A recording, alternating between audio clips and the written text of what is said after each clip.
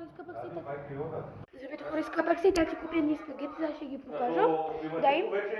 Да, ето чизи и на брат ми купа. Трябва да се отвори до маркировката, аз отворих, вътре има вилит, където се разтваря. Има и сложчета 2. И водата трябва да е много вареща, тук ще я спирам от това и е много горещо. Взимаме мерче, идва да ме снима бързо.